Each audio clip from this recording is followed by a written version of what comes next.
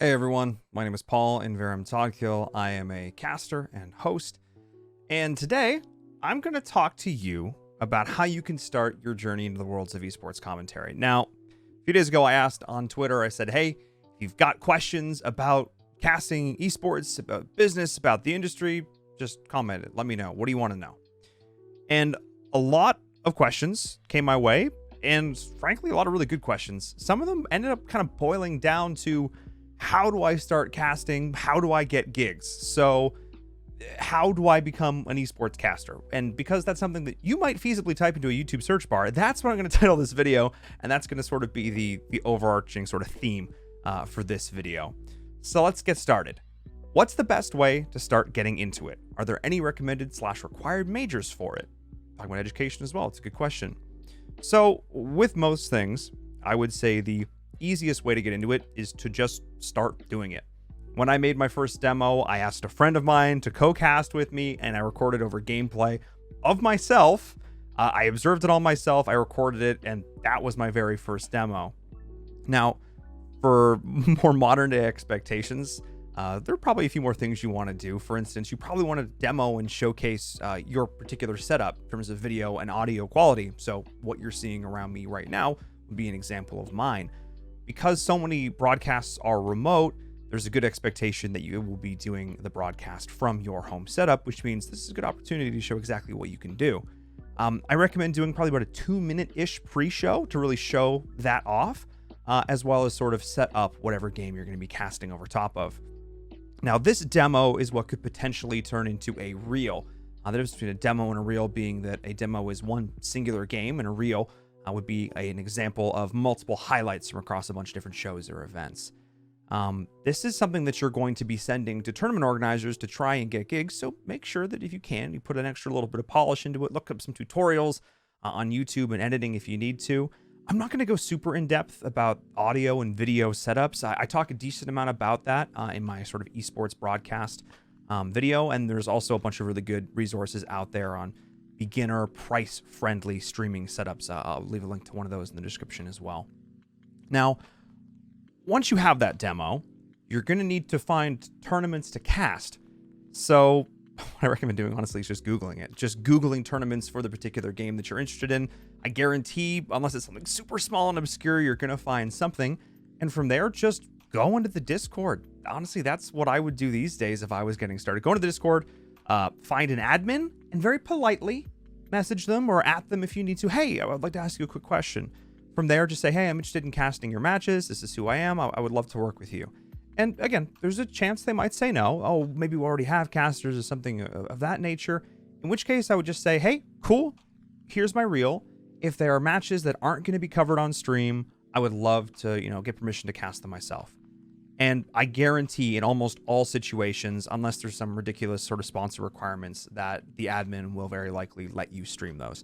And that is a great opportunity to get your boots on the ground to start casting games, because that's the single biggest thing in order to really get into this, is just start casting games, start getting a feel for your style, start getting that experience. And starting with pure grassroots amateur tournaments is definitely the way to do that. In terms of education, to sort of touch back to the original question, no specific education is required to be a caster. I know folks in commentary that come from all walks of life, from robust amounts of it. We have doctors, for God's sake, and people who have absolutely no education to speak of. If your long-term goal is to transition into more of the behind the scenes, either on the business or the production side, then yeah, education can definitely make a difference. Business degree is a good one to have if you're looking to get into more of the biz dev side. It's something that I have, and it's definitely made a difference as I've transitioned to do more on the product management side and the production side. Next question. If you're trying to grow and promote yourself as a caster, is it best to do so on your own as a combination of play-by-play or color, or should you work with someone to focus on creating the best show experience? This is a tricky question. At some point in your career, you are definitely going to have to align yourself with one of the major casting disciplines. It sounds like we're learning magic, but we're not. Like, if I talk about play-by-play or color, analyst, host, at some point you're gonna have to try and, you're gonna have to sort of align yourself with one of those and really specialize. I'm actually going to do a whole video that breaks down the different types of commentators. But when you're starting out, it's generally a pretty good idea to keep yourself more flexible, because there are going to be opportunities that come your way that are great, but hey, we're looking for a color commentator. Hey, we're looking for a play-by-play. And being able to just do that it really stands out. I think the biggest thing here is to work with a duo partner. I mentioned it before.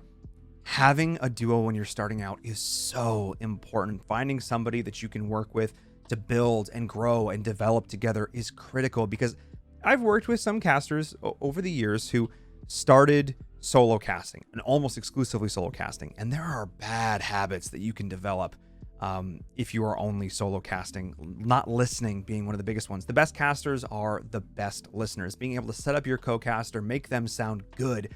That is one of the single most crucial skills that a lot of folks frankly overlook when it comes to commentary.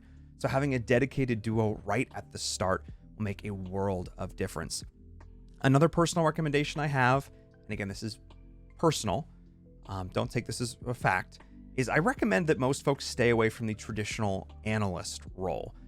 Being an in-game expert is totally fine, and if you're an expert at the game you're casting, that's great, but unless you're an ex-pro player, people are only going to trust an analyst so far.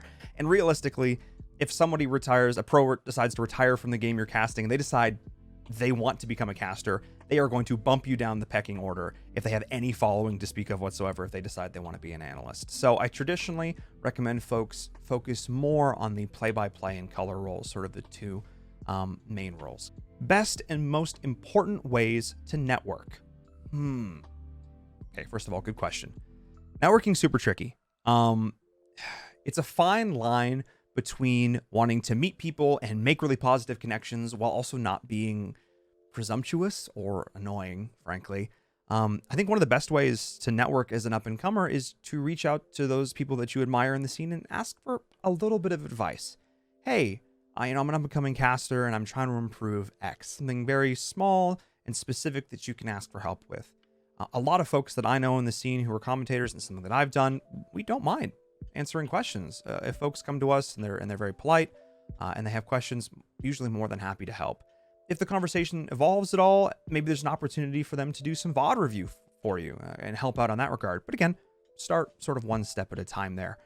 From there, I really recommend that you try and make content. And I say this as somebody who's really bad at doing that. But the more you can make content and sort of integrate yourself into the community, the game that you're casting, the easier it's going to be to network, because you're just going to be naturally networking with folks that are involved in the community, and you're going to start to develop your own fan base and folks who support you. And that makes it easier, because then networking is a two-way street. Then you also have something that you can really start to bring to the table.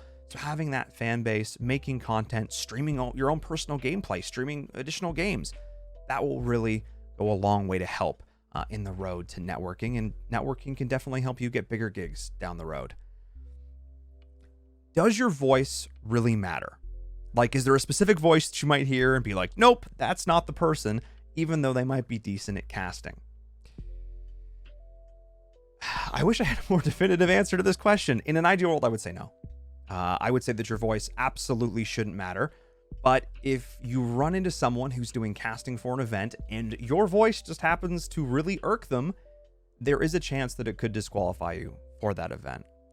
Some people have naturally amazing voices for commentary. I mean, let's be real, the Brits are playing on easy mode. That accent is just too good. So again, some folks have a more natural predisposition, those classic radio voices, etc. But I would say that in general, what's more important is what you're saying and how you're saying it. The voice, again, can make a difference, but I would say very rarely does it disqualify you. And in some cases, having a unique voice can actually be a benefit. It can make you stand out from the pack. It can make you more recognizable. So I would say no, that there's really no voice outright that will DQ you from being a caster. It's all about focusing on what you say. Do you have go-to topics to fill empty space during games when not a lot of action is happening? Or is it something that just happens naturally? If you have a couple topics, would you be willing to share a few? Absolutely. So obviously this will vary game to game. I'll use MOBAs here as a good example because they're pretty broad, and some of these concepts will apply to FPSs as well. Having prepared storylines will make a massive difference when it comes to going into a match. Knowing about the teams, knowing about the players, their history, that'll obviously go a long way to helping you set the stage for what this match is and why it's so important. But let's be real. For a lot of you starting off, you're not going to know anything about the teams that you're casting. This is an amateur tournament. These are folks showing up, and maybe if you've been doing a tournament series for a few weeks, you'll start to recognize some names. But let's be honest, you probably don't know almost anybody that's playing in the tournaments you're doing. So while prepping storylines can be great, that's not necessarily going to be super useful to all of you. So one of the great things that I always come to keep in mind is I want to think about my defaults. What are the story beats that I always want to fall back on when I'm in a pickle? My co-caster tosses me and I'm like, I don't know what to say. The first one that comes to mind is win conditions. What are the win conditions of the two teams? So for something like a MOBA, this is great because it's something you can set up in, say, the draft. You can say, take a look at these compositions. Team A, they've got a great late game scaling comp. If they get to the late game, if they can get their carry fed, they'll be in great shape. Team B, though, they've got a really early game, brawly composition. If they can take fights early and snowball their lead, that's how they're going to win the game. Set up those checkboxes early on and then keep going back to them. Are the teams, from what you've identified, are they accomplishing the goals that you laid out to allow them to win? And plus side, maybe they do it and you look like a genius. And maybe if things don't go exactly according to plan, you can say, wow, this was totally different than what I expected. This is why it's so cool. It's great to do no matter what. Additionally, one that I like to talk about is to sort of pull back from the game a little bit. What are the stakes? What are the stakes of this tournament that they're playing in? Is this a qualifier for a big event? Is there a prize pool on the line that they're playing for? Is that causing them maybe to have nerves? Is it maybe, they haven't played together for very long? Maybe that's a factor. That's always a good one, talking about the stakes of what's involved for these teams and what they have on the line. Additionally, from there, it's great to sort of fall back and contrast, especially in amateur pro play.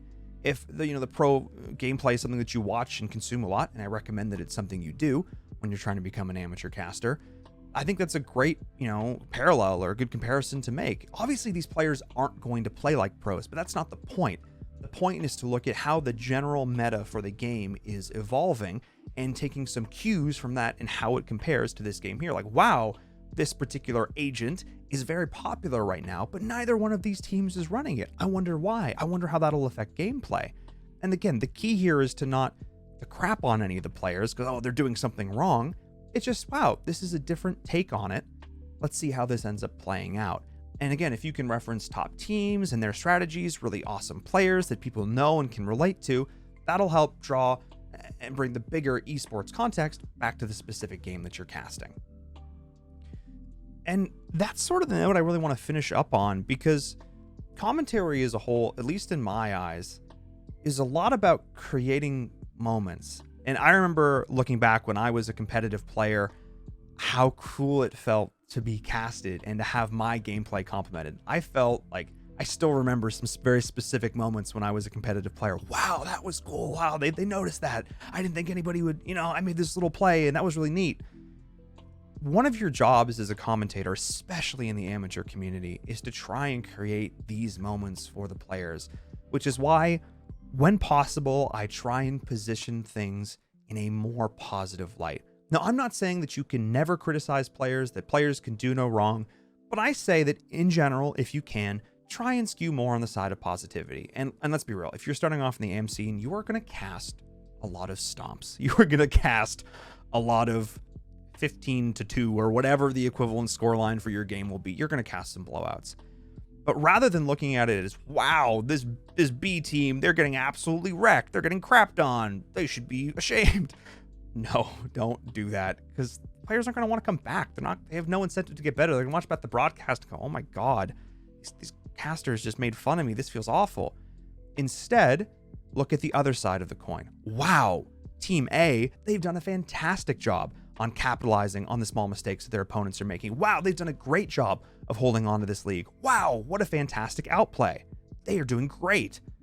Rather than, again, harping on the negative, I try and emphasize the positive as much as possible. And I would rather always praise a player for a good play than crap on a player for a bad play. But again, that's never saying that you can never point out mistakes, but if you're going to do it, try and do it in a constructive way, in such a way that if they were to watch back the VOD, they'll go, oh, casters, right? Maybe I'll try something different next time. It's generally how I want to position it. Because again, if you're up there, you're being regarded as some sort of expert. So use that expert knowledge to try and better the community. So let's wrap this up. Let's start from the beginning. First, work to develop a decent audio and video setup. You don't spend a ton of money, but it definitely goes a long way. You can be the best caster out there. You can have the best voice with the best lines. But if nobody can see or hear you, it doesn't matter. Secondly, find a duo partner. Have somebody that you can grow and grind and develop with. Have somebody who's got your back that you can try and get better with. And if you don't know somebody like that in person, reach out on social media, on the subreddit for your game, on Twitter. I guarantee there is a like-minded person out there like you who's looking to do exactly that. From there, make a demo. Make a demo showcasing your skills. Try and get the highest level game you can find. Replay, live, whatever it might be. Try and have it clean if possible. Try not to cast over something that's already been casted, because that'll get muddy and confusing. Try and make it as polished as possible. If you need to spend 50 or $100 to pay an editor to make it look really nice, that might be something that's worth it. But I don't even think you necessarily need to do just that. Just have a decent OBS setup, hit record, and do your best. From there, track down tournaments to cast, track down admins, track down ops, whatever it is. Go into those Discord servers for those tournaments. Find somebody at the top of the list who has some sort of moderator thing next to their name. Be nice, reach out to them and inquire. You might get some no's, but eventually you'll get a yes. From there, start casting games. From there, make content. Post your casts. Do stuff on Twitter. Try and promote it. TikTok's apparently a great way to get discovered now. I wouldn't know, but I'm told that it's good. Maybe try and post some highlights and clips on there. Stream. Try and build a fan base. Do stuff together with your co-caster. Get your names out there. And then from there, just be positive. Try and be a good role model for those people in your community. Connect with the players. That's something that I like to do for new games that I get involved with. I go and I try and talk to players. It's scrim chats. So much trash talk, but often a lot of fun and a great way to try and connect with the communities. Talk to managers who are managing these teams. Talk to other casters in the space. See what tournaments are going on. Being involved in the grassroots level is a great way to get started, and it's honestly the way almost all of us got started. So that's definitely my suggestion. That's kind of it, though. From there, it's all about just trying to expand your reach, get better at casting, and hope that from there, you can cast bigger gigs, and eventually, hey, maybe get some paid gigs under your wings as well. If you want to see me in action casting, I'm in the middle of the PUBG Mobile Pro League, which is going on a lot. So be sure to check that out if you're curious to actually see me in action casting. You can follow me on Twitter at Inverum Gaming, which is where you can find updates about all that sort of stuff. Like I said, I have more content, more videos coming soon, breaking down casters and how that works. That's going to be the next one, so keep an eye out for that. If you want to make sure you don't miss it, be sure to subscribe here on YouTube and ring the bell. Gosh, that cliched phrase. Anyway, that's it for this video. Thank you all so much for joining me. I'll see you for the next one.